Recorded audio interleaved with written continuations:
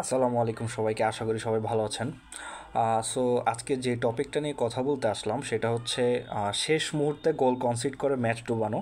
মানে আমরা যদি খেয়াল করি বাংলাদেশের রিসেন্ট 2-3 বছরে অনেক ম্যাচ আমরা শেষ মুহূর্তে গোল কনসিড করার কারণে আমরা হয়তো ম্যাচটা জিততে পারিনি, বা যে ম্যাচটা আমাদের ড্র করার কথা ছিল সেই ম্যাচটা আমরা ড্র করতে পারিনি।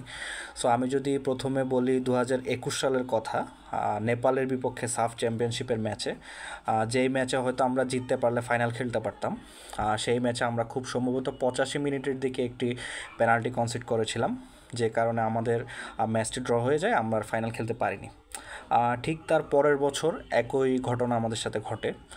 2022 সালে শ্রীলঙ্কায় অনুষ্ঠিত মাহিন্দ রাজাপাকসে কাপে আমাদের ওই ম্যাচটা ড্র করা দরকার ছিল। যদি আমরা ফাইনালে যেতে চাই আমাদের ড্র করা দরকার ছিল। শ্রীলঙ্কার বিপক্ষে ওই ম্যাচে আমরা প্রথমে পিছিয়ে পড়লেও আমরা খুব সম্ভবত 70 থেকে 80 মিনিটের মধ্যে আমরা একটা ইকুয়ালাইজার বা আমরা একটা গোল করি। গোল করার পর দেখা গেল একদম শেষ মুহূর্তে গিয়ে আমরা আবার একটি গোল কনসিড করি। খুব সম্ভবত ওয়াসিম রাজিক গোলটি করেছিলেন, শ্রীলঙ্কার প্লেয়ার, যে কারণে আমরা ওই টুর্নামেন্ট থেকেও বাদ পড়ে যাই, মানে আর ফাইনাল খেলতে পারি না। এরপরে আসি 2023 সালে। 2023 সালেও সাফ চ্যাম্পিয়নশিপের সেমিফাইনালে আমরা কুয়েতের বিপক্ষে, অবশ্য কুয়েত অনেক হার্ড টিম ছিল, সেটা অবশ্য ভিন্ন কথা, তারপরও যে আমরা 104 মিনিটে একটি গোল কনসিড করি কুয়েতের বিপক্ষেও, যে কারণে আমরা আর ম্যাচটি মানে জিততে পারিনি। বা জেতার কথা যদি বলি, হয়তো ম্যাচটা যদি আমরা পেনাল্টি পর্যন্ত নিয়ে যেতে পারতাম, হয়তো আনিসুর রহমান জিকো কিছু একটা করলে হয়তো আমরা ফাইনালও খেলে ফেলতে পারতাম।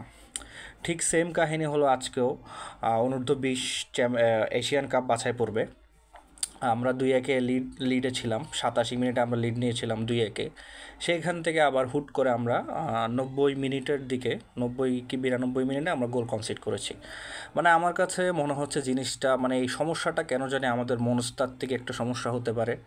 মানে আমরা একটা গোল দিলাম, হয়তো আমরা খুব বেশি আত্মতৃপ্তিতে ভুগছি, যে কারণে দেখা যাচ্ছে আমরা ডিফেন্স খুব বেশি ওপেন করে দিচ্ছি। হ্যাঁ, তো আমার মতে এই জিনিসগুলো নিয়ে আসলে কাজ করা উচিত, কারণ বছরের পর বছর একটা জিনিস হয়ে আসছে, সিনিয়র টিম থেকে শুরু করে জুনিয়র টিম সবাই একই সমস্যায় ভুগছে। এই এই জিনিসগুলোর আসলে খুব একটা সমাধান দরকার, ম্যানেজমেন্টের এই জিনিসগুলো নিয়ে কাজ করা উচিত।